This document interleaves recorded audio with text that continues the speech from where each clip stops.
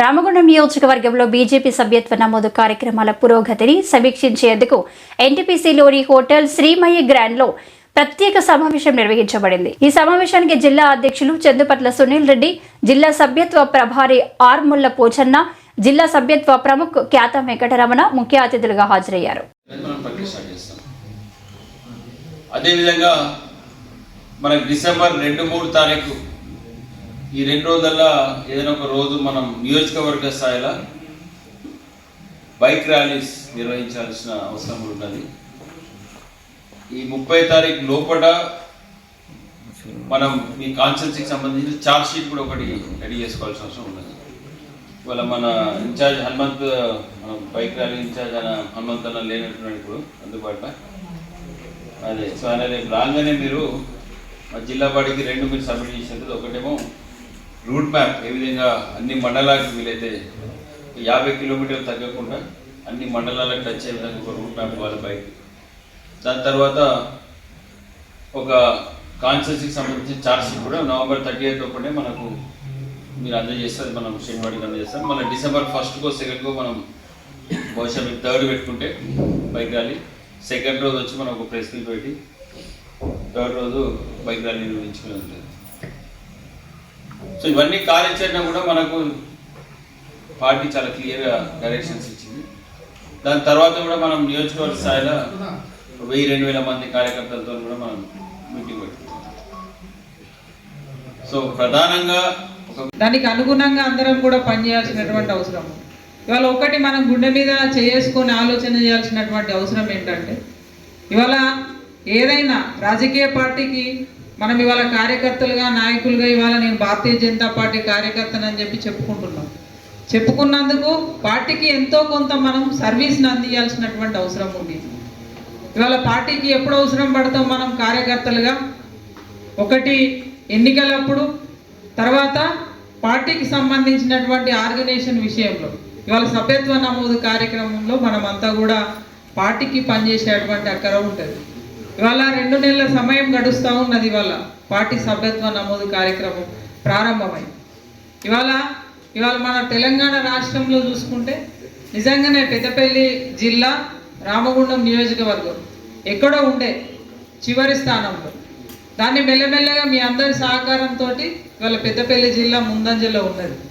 అయితే ఇంకా కూడా ఇవాళ మెంబర్షిప్ పూర్తి చేయడమే కాదు, ఇవాళ మీరు చూడండి వేరే రాజకీయ పార్టీలలో బూతులకు సంబంధించినటువంటి ఆర్గనైజేషన్ నడవదు. ఇవాళ కేంద్ర మంత్రులుగా పనిచేసిన వాళ్ళు కావచ్చు, రాష్ట్రంలో మంత్రులుగా పనిచేసిన వాళ్ళు కావచ్చు, ఎంపీలు కావచ్చు, ఎమ్మెల్యేలు కావచ్చు, పెద్ద పెద్ద బాధ్యతలలో ఉంటారు. కానీ వాళ్ళ బూతు ఏది అనేది చెప్పేటువంటి పరిస్థితి ఉండదు, బూతుల మీద అవగాహన ఉండదు.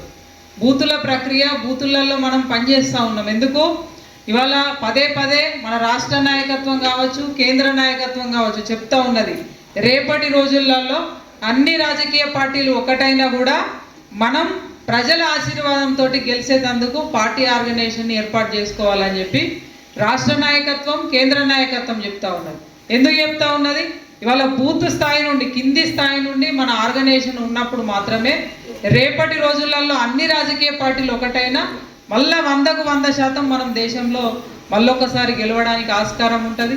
దానికోసమే ఇవాళ కింది స్థాయి నుండి కూడా మనం ఆర్గనైజేషన్ చేస్తూ ఉన్నాం.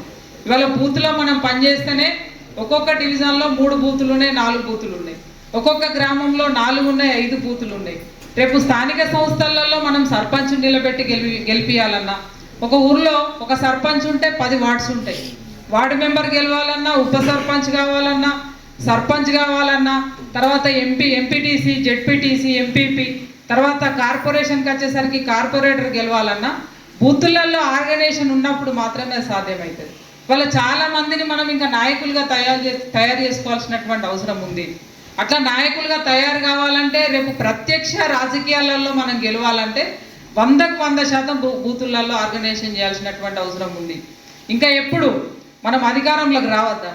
రేపు మనము తెలంగాణలో 100% బీజేపీ నెక్స్ట్ ఫామ్ చేస్తుందని చెప్పి మనం మాట్లాడుకుంటున్నాం.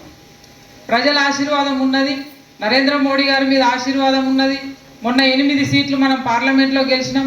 పెద్దపల్లి కూడా దగ్గర దాకా వచ్చి ఓడిపోయింది. రేపు పార్లమెంట్ గెలవాలి, అసెంబ్లీలు గెలవాలంటే వట్టిగానే గెలిచేటువంటి పరిస్థితి ఉండదు. ఖచ్చితంగా బూతులలో వ్యవస్థ ఆర్గనైజేషన్ మనం ఏర్పాటు చేసుకున్నప్పుడే మనోళ్ళు సర్పంచులుగా ఉండాలి, మనోళ్ళు ఎంపీటీసీలుగా జెడ్పీటీసీలుగా ఉన్నప్పుడు మాత్రమే కేంద్రం ఇచ్చేటువంటి పథకాలు నరేంద్ర మోడీ చేస్తున్నటువంటి కృషి చేయడానికి ఒక వారధులుగా సారథులుగా మనం ఉన్నప్పుడు మాత్రమే రేపు వచ్చేటువంటి అసెంబ్లీ ఎన్నికలలో మనం ఇక్కడ జెండా ఎగరేయడానికి అవకాశం ఉంటుంది. ఇవాళ మొన్న కాంగ్రెస్ గెలిచిందంటే ఏదో ఫ్లోలో గెలిచింది, అది నిలబడదు. ఏడాదికే ఇవాళ ప్రజలు తిరగబడతా ఉన్నారు. కానీ మనకు తెలంగాణలో ఒక్కసారి అవకాశం ఇస్తే మళ్ళా 10-20 ఏళ్ళ వరకు కూడా ఇటు తిరిగి చూడకుండా ఆర్గనైజేషన్ని మనం ఏర్పాటు చేసుకోవాల్సినటువంటి అవసరం ఉంది. పార్టీని నిలబెట్టాల్సినటువంటి అవసరం ఉంది.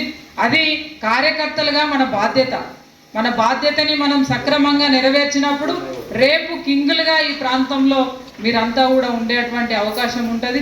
ఎప్పుడూ ప్రతిపక్షంలోనే కొట్లాడడం కాదు, అధికార పక్షంలో మనం నిలబడాలి.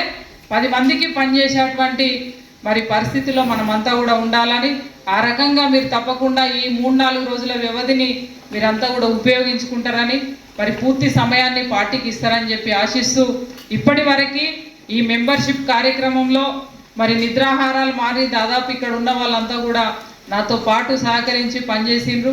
మండల అధ్యక్షుల కాడ నుంచి మొదలు పెడితే బూత్ అధ్యక్షులు, శక్తి కేంద్రం ఇన్ఛార్జీలు, సీనియర్ నాయకులు, కార్యకర్తలందరూ కూడా మహిళలు, వారందరికీ కూడా నేను హృదయపూర్వకంగా ధన్యవాదాలు తెలియజేస్తూ